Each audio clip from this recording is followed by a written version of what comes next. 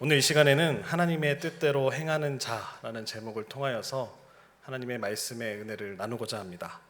오늘 본문을 먼저 살펴보시고 오늘 제목대로 하나님의 뜻대로 행하는 자를 가족이라고 선언하셨던 그 예수님의 말씀이 어떤 의미인지 오늘 본문을 통하여서 찾아가고자 합니다.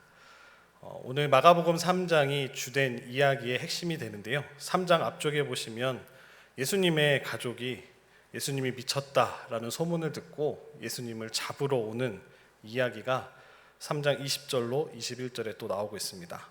당시에 명예와 체면이 최고의 미덕 중에 하나였던 그 지역의 문화에서 그들의 목적은 아마도 가족들에게 나쁜 평판을 안겨주는 이런 상황을 놓이게 된 그 예수님의 그 모습을 좀 떼어놓으려고 하는, 다른 사람들에게 좀 나쁜 영향을 주고 있었다고 보는 것 같습니다.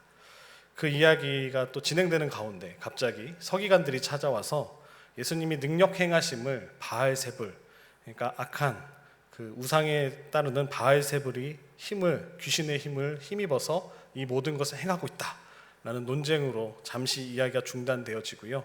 그 논쟁에서 서기관들이 예수님께서 사탄의 힘으로 귀신을 쫓아낸다 비난하고 있는 이야기가 또 진행되고 있습니다.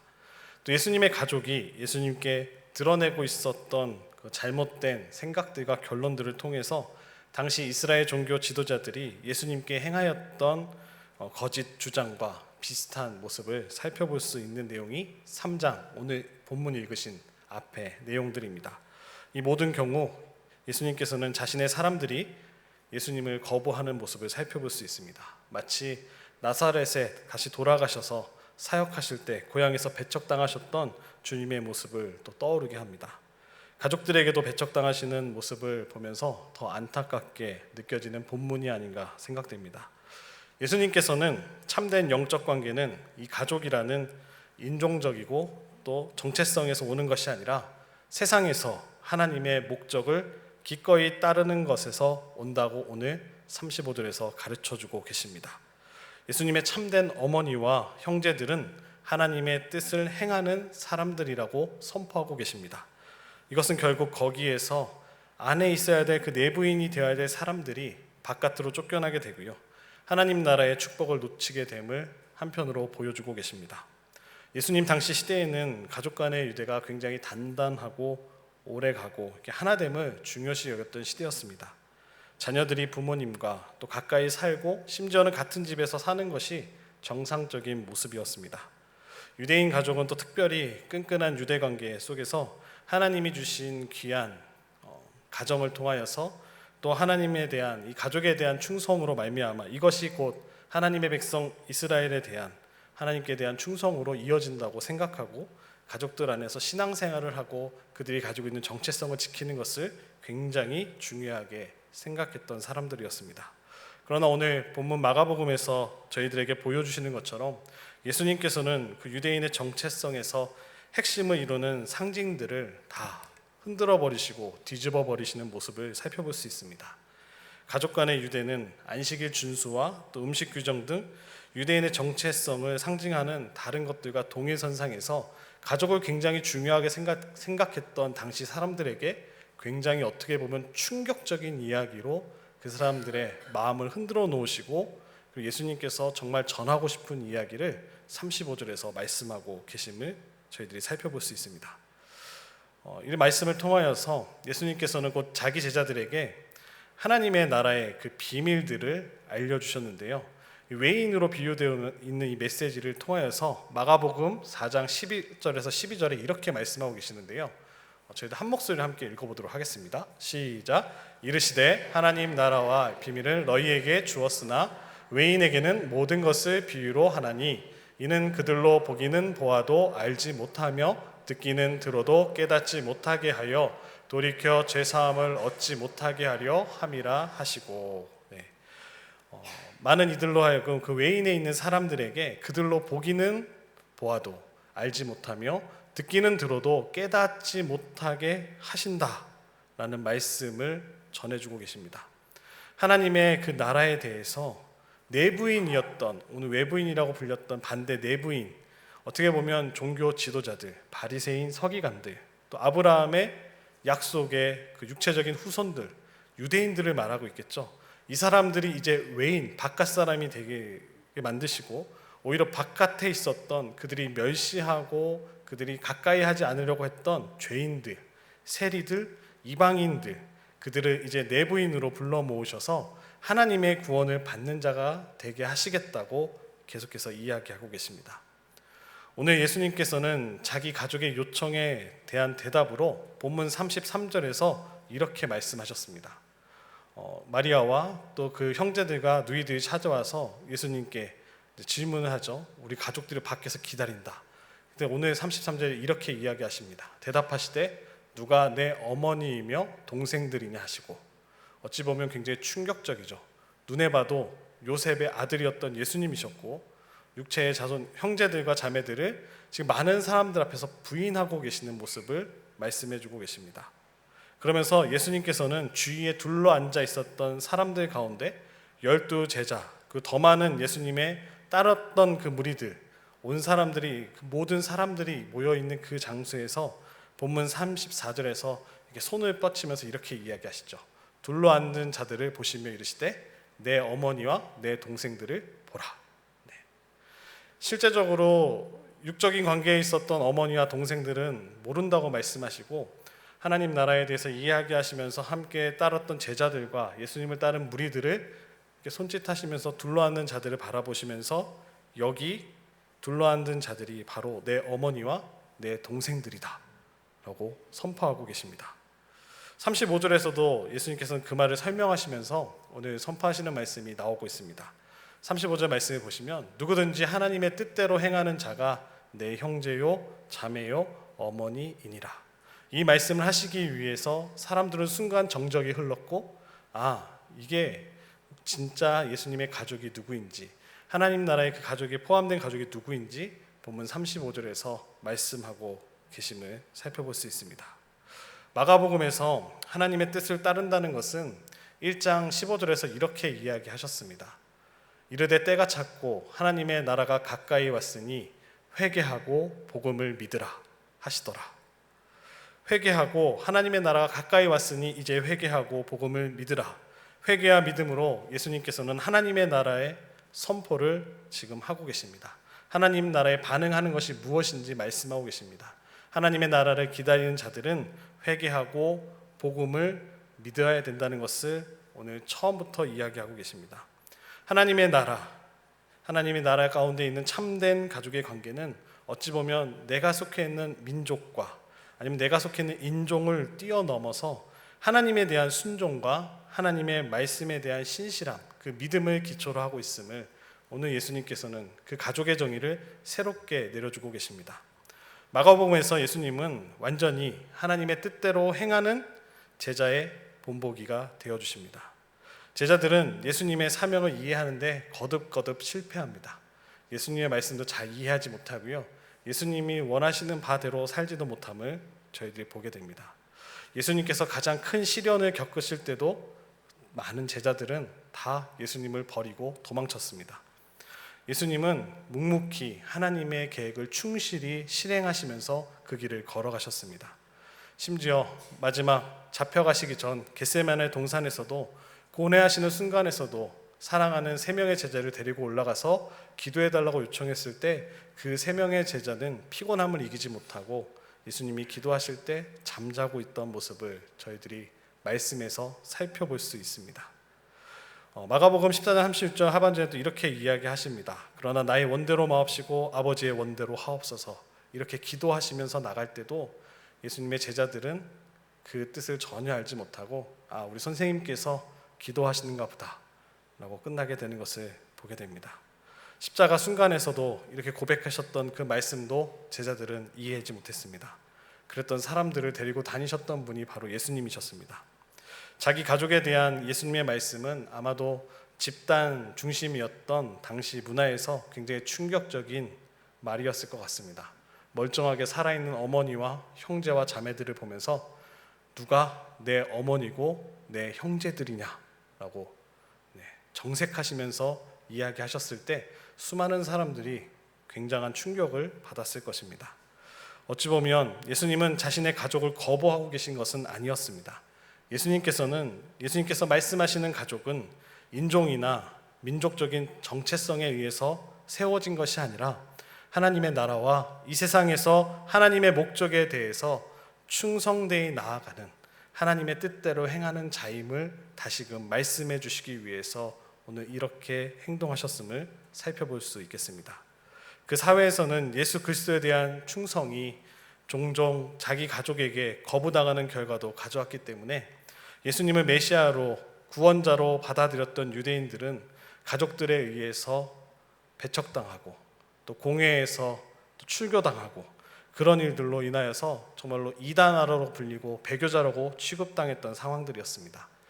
이방인의 회심자들은 조상의 신을 버리는 사람들로 여겨져서 한국에서도 저희 우리나라에서도 제사를 지내지 않는 모습만 보더라도 많이 배척당하고 어려움을 겪는 모습들을 많이 살펴볼 수 있는데요. 당시 예수님의 시대에서도 예수님을 따라간다는 삶은 자신의 모든 것을 버리고 결단하며 나아가는 삶이었기 때문에 오늘 이 말씀이 아마 그들에게는 큰 위로가 되지 않았을까 생각되어집니다. 예수님에 대한 다양한 태도를 묘사하면서 마가복음에서는 여러 가지 이야기들을 한 군데로 묶습니다.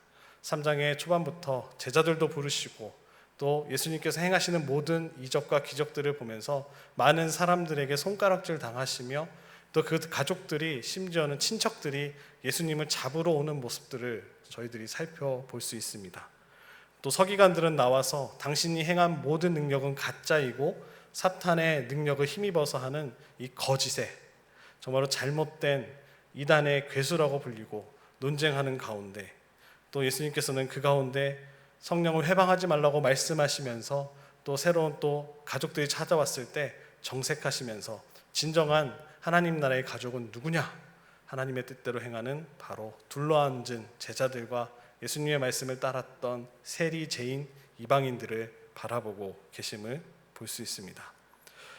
예수님의 가족이 예수님의 이상한 말씀을 어떻게 이해했는지는 말씀에 나오지 않기 때문에 그 이후의 상황은 저희들이 알 수 없으나 예수님을 찾고자 한 그들은 아마도 포기하고 나사렛으로 돌아갔다고 여겨집니다. 그러나 우리가 어찌 보면 오늘 본문 31절부터 35절 말씀을 통하여서 가장 중요한 것은 내부에 있었고 구원받았다라고 자신했던 말씀 앞에 있다고 이야기했던 유대인들, 특별히 바리새인들, 서기관들이 이제는 바깥으로 쫓겨나게 되고요. 항상 바깥에 있고 죄인으로 여겨졌던 죄인과 세리들과 이방인들이 이제 하나님의 가족이 되는 역사를 살펴볼 수 있습니다. 이것은 저희들도 마찬가지죠. 저희도 이방인이기 때문에 하나님의 은혜 바깥에 있었던 자에서 이제는 회개하고 그 복음을 믿음으로 말미암아 하나님의 거룩한 자녀가 되게 하심을 저희들이 말씀을 통하여 살펴볼 수 있습니다. 그래서 혈연 피로 맺어진 가족이 아니라 하나님의 참된 백성이 어떠한 백성이고 어떠한 가족임을 오늘 예수님은 말씀해 주고 계십니다. 어머니와 형제들에 대한 예수님께서 보여주시는 태도들은 또 어려움을 불러일으키기도 하겠죠. 가족관계로 모델로 본다면 자연스러운 애정과 그 모든 가족관계를 거부해야 함을 보여주십니다. 사랑했던 어머니와 형제와 자매들, 누이들을 다 모른 척 하셔야 됐고요. 십자가에 달리면서도 사랑하는 제자였던 요한에게 그 어머니를 부탁하셨던 예수님이셨습니다. 그래서 이 말씀만 보고 예수님이 페륜하다, 가족도 몰라보고 그런 배척했던 사람은 아니었음을 저희들이 살펴봐야 될 것입니다. 어찌 보면 10계명의 5번째 계명이 무엇입니까? 부모님을 공경해야 되는 그 계명도 어찌 보면 어기고 계신 것이라고 공격받으실 수도 있겠습니다. 저희들이 이 말씀을 읽을 때 좀 불편한 마음을 가질 수도 있지만 마가복음에서 어찌 보면 31절부터 오늘 본문 35절까지 짧은 5절의 말씀을 통하여서 저희들이 살펴볼 수 있는 것은 그의 어머니와 형제들을 집으로 맞이하지 않고 어찌 보면 모른 척하고 계시지만 하나님의 뜻대로 행하는 새로운 하나님의 나라의 가족이 누구인지 선포해 주시는 그 예수님의 진정한 말씀을 저희들이 살펴볼 수 있다는 것이죠.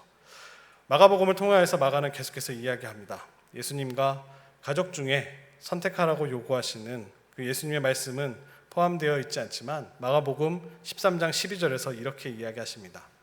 저희들 한 목소리를 함께 읽도록 하겠습니다. 시작. 형제가 형제를, 아버지가 자식을 죽는 데에 내주며 자식들이 부모를 대적하여 죽게 하리라. 무서운 말씀이죠. 제자들에게 그들의 가족으로부터 핍박이 있을 것임을 예수님께서는 미리 다 말씀해 주고 계십니다. 초기 그리스도인들도 많은 고난을 받게 되죠.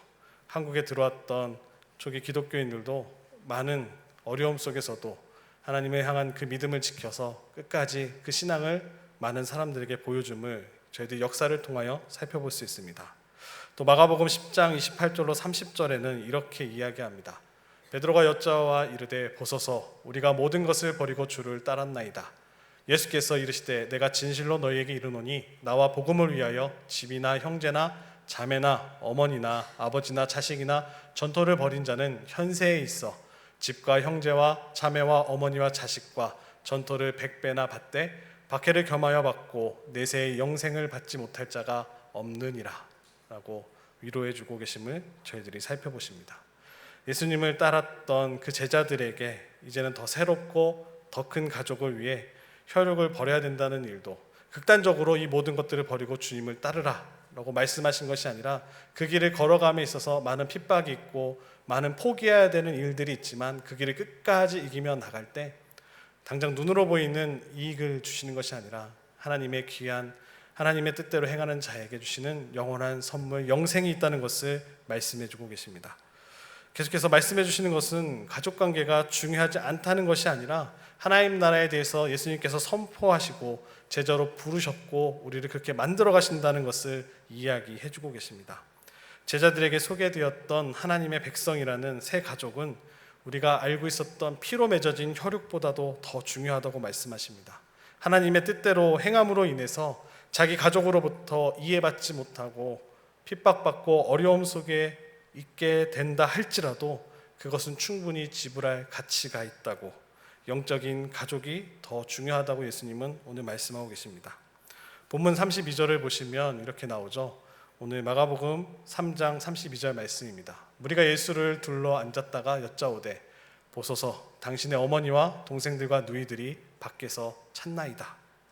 무리들도 알고 있었다는 거죠. 예수님의 어머니와 형제들과 누이들을, 동생들과 누이들을 다 알고 있었다는 것이죠. 하나님께서는 무리들을 어찌 보면 지금 제자들과 12제자들과 구분해서 무리들이라고 말씀하고 계십니다. 예수님은 무리가 다시 그를 만날 수 있는 집으로 들어가셔서 그 무리들과 제자들을 둘러앉혀 놓으시고 하나님 나라의 말씀을 전하고 계셨습니다.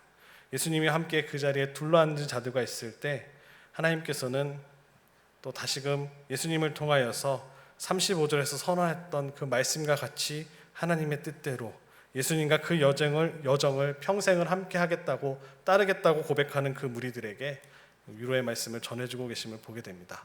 본문 33절로 35절 말씀에서도 둘러앉은 자를 얘기하시면서 이렇게 얘기하시죠. 누가 내 어머니이며 동생들이냐 하시고 둘러앉은 자들을 보시며 이르시되 내 어머니와 내 동생들을 보라. 누구든지 하나님의 뜻대로 행하는 자가 내 형제요 자매요 어머니이니라. 예수님이 자신 주위에 둘러 앉아 있었던 자들이라고 표현하셨지만 정말로 수많은 사람들이 예수님의 말씀을 듣고자 앉아 있었습니다. 어찌 보면 잠시 모였던 모임이기보다는 이 모임이 점점점 원으로 모여져 있다면 그 원이 점점점 커짐을 암시해주고 계십니다. 12제자 사이에 밀접한 교제 안에 또 하나님과 그 제자들과의 귀한 교제도 있었지만 또 예수님을 따랐던 그룹, 둘러앉아 있었던 이 무리를 이야기하시면서 이 무리가 점점점 확장된다는 것을 이야기하시죠. 이 무리 안에 저희들도 포함되어 있다는 말씀을 하고 계시는 것입니다.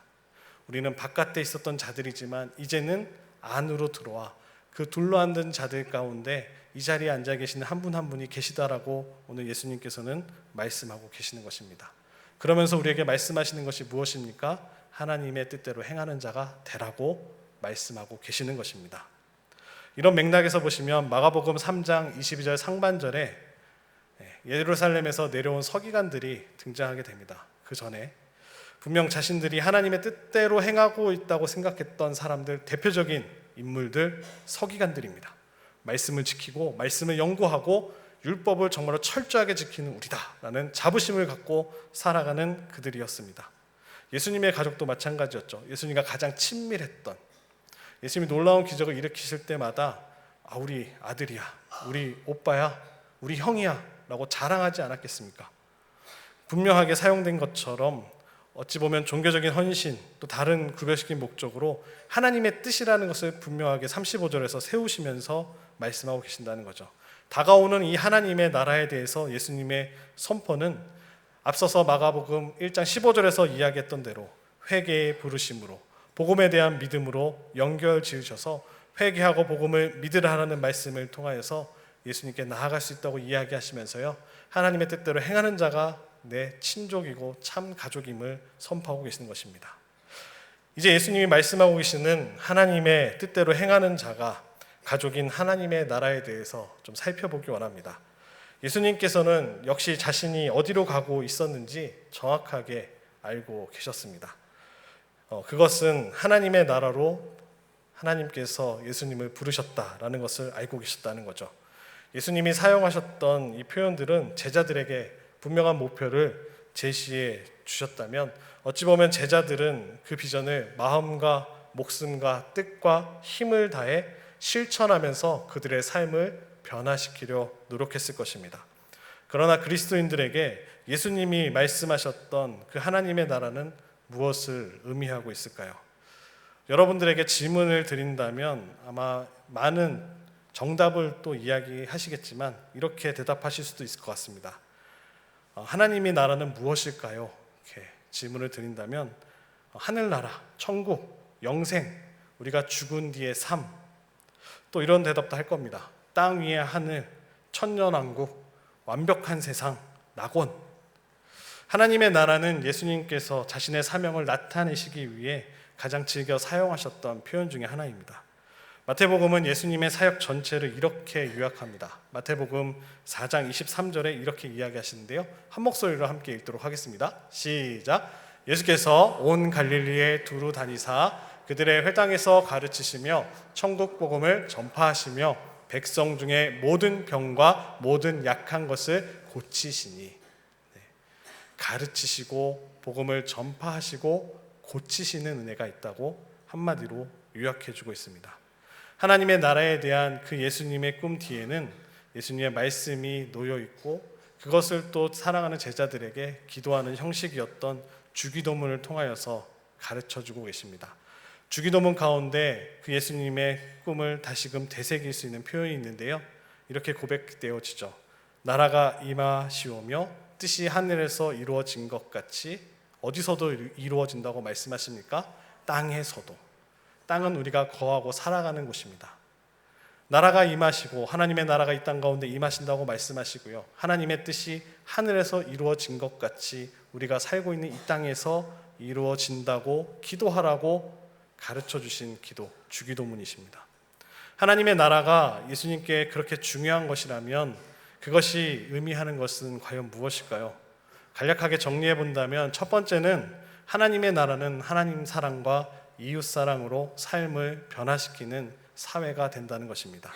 두 번째로는 그 사회를 형성하는 내용이 바로 하나님 사랑과 이웃 사랑입니다. 마지막으로 셋째는 하나님의 나라의 영향력이 삶을 변화시키는 것이라고 고백하고 있다는 것입니다. 예수님께 하나님의 나라는 하나의 사회와 관련되어 있음을 말씀에서 계속해서 이야기하십니다. 특정한 개인과 또 1대1 관계에서 발전시키시거나 자신을 둘러쌌던 어느 둘러앉은 자들, 진리를 이해할 수 있는 자들임을 알고 이 땅 가운데 사역하시기 위해서 내가 만나고 싶은 사람만 만나고자 이 땅 가운데 오신 것이 아니라고 말씀해 주고 계시는 거죠. 예수님께서는 개인들을 불러 모으셔서 둘러앉게 하시고요, 원으로 둘러앉은 모임이 점점 커진다는 것을 말씀해 주고 계십니다. 그들이 세상의 중심이 되어지고요, 그들이 예수님께서 강조하셨던 하나님 사랑과 이웃 사랑을 실천하면서 그 모임은 더욱더 풍성해진다는 것이죠. 그러한 공동체가 우리 계명교회가 되기를 소망합니다. 하나님 사랑과 이웃 사랑을 실천하는 삶을 산다면 개인의 변화는 일어나고요, 개인의 변화는 물론 또 자신을 둘러싸고 있는 우리 가정, 또 사회, 공동체가 변화된다는 것을 더욱더 확장하시면서 이야기하십니다. 그 나라는 현재의 삶을 변화시키는 사회일 것이고요, 그것은 예수님께서 말씀하시는 바로 하나님의 나라입니다. 예수님 시대에는 천국을 갈망하거나 또 하나님의 나라에 대한 깊이 묵상하거나 또 이후 하나님의 나라에 대한 계획을 세우는 사람들을 발견하는 것이 그리 어려운 일이 아니었습니다. 당시에 예수님을 가장 핍박해왔던 바리새인들도 천국을 믿었고요, 천국을 소망하며 그 나라에 가기를 소망하였습니다. 그런데 오랫동안 기다려왔던 그 나라가 이미 임하였다고 믿는 사람들은 없었습니다. 앞으로 갈 나라이지 그것이 임했다고 이야기하는 사람고 믿는 사람도 없었다라는 것이죠. 예수님께서 내놓으셨던 주장은 그 시대 가운데 굉장히 혁신적인 이야기였죠. 누가복음 17장 20절로 21절 말씀을 함께 읽도록 하겠습니다. 시작. 바리새인들이 하나님의 나라가 어느 때에 임하니까 묻거늘 예수께서 대답하여 이르시되 하나님의 나라는 볼 수 있게 임하는 것이 아니요 또 여기 있다 저기 있다고도 못하리니 하나님의 나라는 너희 안에 있느니라. 바리새인들의 질문에 핵심을 찌르면서 이야기하시죠. 한 번도 생각해 보지 못했던 그 나라가 어디에 있습니까? 가고 싶습니다라는 대답과 함께 또 그 대답을 통하여서 예수님을 공격하려는 의도가 있었겠죠. 예수님은 분명히 이야기하시죠. 여기 있다 저기 있다 말하는 거 다 잘못된 것이다. 어디에 있다고요? 우리 너희 안에 이미 하나님의 나라가 있다라고 말씀하고 계십니다. 예수님의 말씀은 수많은 또 당시의 사람들에게 충격적인 또 그 시대에 흔들리게 만드는 기존의 사고들을 다 깨게 만드시는 말로 가득 차 있지만 아마도 이 말씀이 가장 그들의 마음 가운데 가장 큰 충격을 주지 않았을까 생각되어집니다. 예수님께서는 하나님의 나라가 이미 임했다라고 말씀하십니다. 이것은 한 가지만을 의미합니다. 제자들이 매일의 삶 속에서 지금 이 순간 하나님 나라에서 살기를 기대하셨기 때문입니다. 예수님의 제자들은 지금 이 순간 하나님의 나라의 가치를 실현할 수 있게 된 것입니다. 예수님을 따라 살아가고자 하는 우리에게도 같이 적용되어집니다. 삶을 변화시키는 하나님의 나라가 우리 안에 이미 시작되었다라고 말씀하고 계십니다. 예수님 말씀을 따르면 이스라엘은 변화가 필요했습니다. 성전의 관리들은 부패했고 예배를 드린다고 했고 바리새인들은 일주일에 2번씩 금식하며 또 외식하는 자들과 같이 보여주는데 많은 힘을 쏟았습니다. 지나치게 엉뚱한 것에 바리새인들을 관심을 갖고 그대로 살지 못하는 사람들을 정죄하며 하나님 앞에 고발하는 모습들을 살펴볼 수 있습니다. 당시의 시대는 로마라는 거대한 제국 가운데 지배를 받고 있었고요. 로마가 하나님의 성전과 하나님의 임하시는 예루살렘, 그 약속의 땅을 소나기에 놓고 다스리고 있었습니다. 그들이 기다려왔던 오랫동안 기다려온 하나님의 나라가 임하기 위해서는 큰 변화가 일어나야 했기 때문이죠. 예수님께서는 바로 이들 이스라엘의 처지를 있는 그대로 본 사람들에게 지금 당장 하나님의 나라에 들어갈 기회를 주고 계십니다. 이렇게 이야기하시겠죠. 그곳에 들어가라. 그러면 변화가 시작될 것이다. 그곳에 들어가라. 그러면 새로운 사회가 만들어질 것이다. 그곳에 들어가라. 삶이 변화될 것이다. 라고 오늘 살아가는 우리들도 초청하고 계십니다. 새로운 사회는 예수님께 나아감으로부터 시작되어지고 예수님의 말씀을 따름으로부터 지속되어지고 예수님의 새로운 이 하나님의 나라의 중심 속에는 하나님 사랑과 이웃 사랑을 지키는 다른 사람들과의 교제를 통하여 유지된다고 말씀하십니다. 하나님의 나라를 세 가지로 정리해 보기 원합니다. 하나님의 나라는 예수님께 나아감으로부터 시작되어집니다. 예수님이 말씀하셨습니다. 마태복음 10장 32절로 33절에 보시면 이렇게 말씀하십니다. 누구든지 사람 앞에서 나를 시인하면 나도 하늘에 계신 내 아버지 앞에서 그를 시인할 것이요 누구든지 사람 앞에서 나를 부인하면 나도 하늘에 계신 내 아버지 앞에서 그를 부인하리라.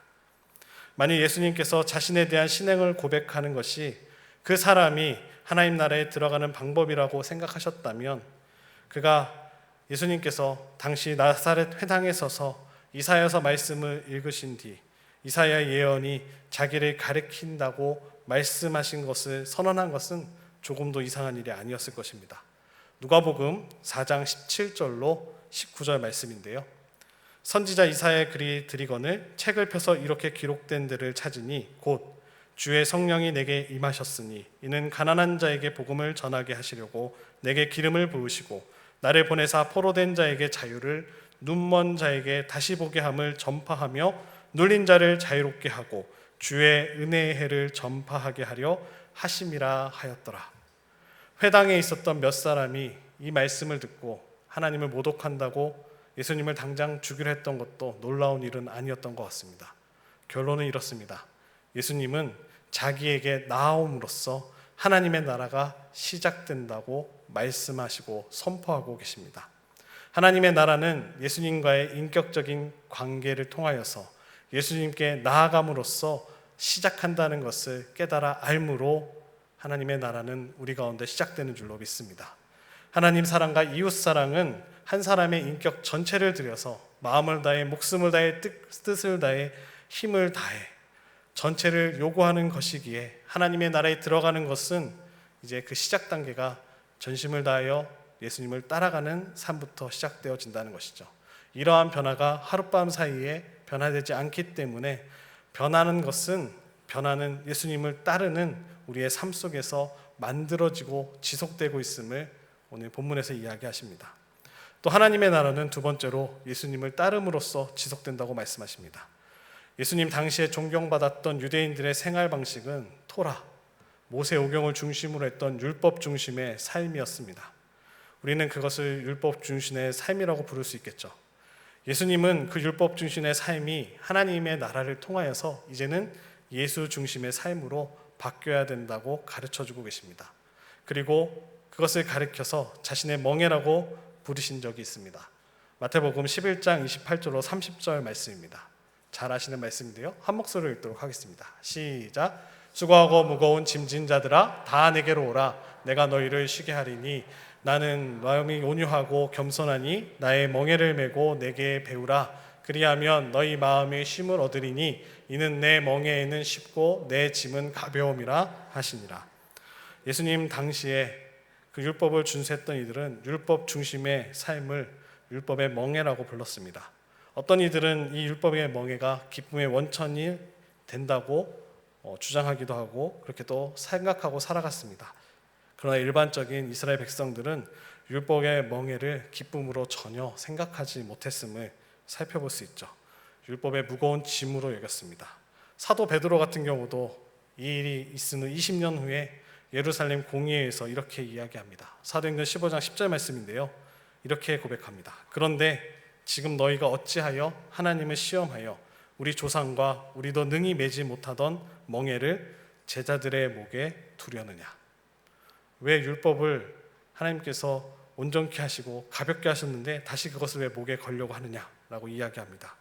예수님은 율법을 얼마나 지키느냐에 따라서 측정되어지는 그 땅 가운데 새로운 대안을 제시해주고 계십니다. 예수 중심의 삶, 하나님 나라의 삶은 쉽고 가볍고 쉼을 가져다 준다고 말씀하십니다. 왜냐하면 예수님께서 마태복음의 고백과 같이 자신이 온유하고 마음이 겸손하시기 때문이라고 이야기하십니다. 예수님의 말씀은 그의 제자들에게 기쁜 소식으로 또 그들이 한동안 들어본 말 중에 가장 듣기 좋았던 말씀으로 전해지고 있습니다. 예수님 중심의 삶은 쉽고 가볍고 쉼을 가져다 주는데 율법 중심의 삶은 그렇지 않다면 예수님은 율법을 다 무효로 만들어버리기 위해서 또 버리기 위해서 없애기 위해서 이 땅 가운데 오셨을까요? 그렇지 않다고 이야기하죠.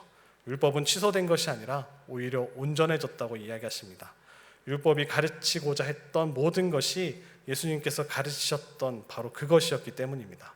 율법이 모세와의 그 언약 아래 있었던 이스라엘을 위한 생활 방식, 기준이 되었다라고 한다면 이젠 인격적으로 예수님을 따르는 것, 예수님을 따름으로써 하나님을 사랑하는 것, 하나님 나라의 그것 생활 방식으로 이어진다고 예수님은 선포하고 계십니다. 예수님께서 하나님의 나라를 선언하시는 가장 큰 변화는 사람이 예수님을 따를 때 깊어지기 때문입니다. 예수 중심의 삶의 핵심은 하나님 사랑과 이웃 사랑으로 연결되어집니다. 하나님 나라는 개인적인 행동의 변화로 끝나는 것이 아니라 하나님 사랑과 이웃 사랑으로 삶을 변화시키고 그 변화가 사회에도 영향을 끼쳐서 모든 사회는 그 교제로 인하여 유지되어지고 예수님 시대에도 변화되는 역사가 일어났다는 것입니다. 마지막으로 하나님 나라는 교제를 통하여 유지되어집니다. 하나님 사랑과 이웃 사랑은 삶 속에서 말씀 그대로 실천하는 사람들이 모여있는 사회를 만들 수 있습니다. 하나님 사랑과 이웃 사랑을 실천하는 사람들은 홀로 외롭게 무화과 나무 그늘에 물러나 있지 않습니다. 식탁에 모여서 둘러앉습니다. 오늘 말씀과 같이 예수님의 말씀을 듣고자 둘러앉은 자들이 되어서 그 자리에 예수님과 함께 교제하며 나아갑니다. 서로에게 배우며 하나님 앞에 나아갑니다. 이것을 가족과 또 뒤집기라는 단어로 표현하고 계십니다. 오늘 본문에서 예수님이 어머니 마리아와 동생과 누이들이 찾아왔죠. 예수님은 누가 내 어머니며 내 동생들이냐? 둘러앉은 자들을 바라보시면서 내 어머니와 내 동생들을 보라 말씀하십니다. 오늘 예수님께서는 또 마태복음 9장 13절에 이렇게 이야기하시죠. 나는 의인을 부르러 온 것이 아니요 죄인을 부르러 왔노라. 마태를 부르시는 모습을 통하여 선포하고 계시고요. 경계선을 허무는 식탁 교제로 말미암아 또 서로를 용서하는 법에 관해서 서로의 재정에 책임을 져주는 것에 관해서 하나님의 가족 안에서 어떻게 하면 주인과 노예의 관계가 아니라 평등한 관계인지 초대교회의 모습을 통하여 그들에게 보여주셨고 그들은 삶 속에서 그 말씀을 실천했습니다. 예수님 안에서 새 가족은 권력을 잡고 누군가 다스리고 휘두르는 것이 아니라 그들의 제자들이 자기 중심적인 삶을 사는 것이 아니라 서로 사랑했다는 것입니다. 마가복음 10장 45절에 이렇게 이야기하시죠. 인자가 온 것은 섬김을 받으려 함이 아니라 도리어 섬기려 하고 자기 목숨을 많은 사람의 대속물로 주려 함이니라. 그 사랑을 예수님은 십자가에서 이루셨습니다. 하나의 공동체로서 하나님 사랑과 이웃 사랑을 실천하는 것이 바로 하나님의 나라를 만들어가는 것임을 보여주십니다.